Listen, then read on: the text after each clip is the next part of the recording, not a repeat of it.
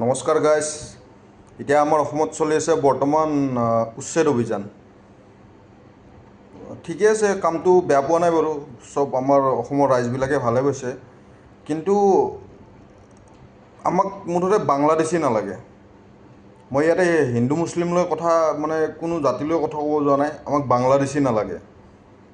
আমাক লাগে খালি আমাৰ যিখিনি অসমত সদায় অসমীয়া মানে মানুহবিলাক থাকিব লাগে, অসমীয়া মানুহবিলাক শান্তিমতে থাকিব লাগে। বাংলাদেশী আমাক নালাগে, বাংলাদেশীবিলাক ওলাই দিব লাগে। আমাক বাংলাদেশী নালাগে। ঠিকে আছে, চৰকাৰে ভাল কাম কৰি আছে, ভাল লাগিছে। কিন্তু আমাৰ অসমীয়া মানুহ যাতে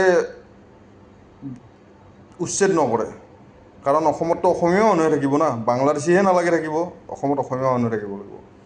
আৰু আপোনাৰ এই গোৱালপাৰা ধুবুৰীত যিমান ধৰক মানুহ আছে, যেনেকুৱা মানে যি উচ্ছেদ কৰিব কৈছে, তাত পুলিচবিলাকক কেনেকৈ মানে পাব্লিকে দৌৰাইছে।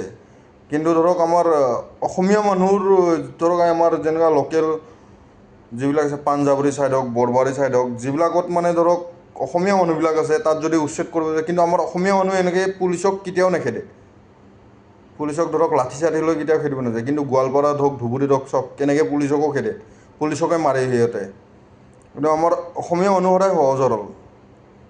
সেইকাৰণে চৰকাৰক এটাই অনুৰোধ, বাংলাদেশী আমাক নালাগে, আমাক অসমত সদায় অসমীয়া মানুহবিলাকে লাগে। বাংলাদেশীৰ আমাৰ দৰকাৰ নাই। ধন্যবাদ ৰাইজ।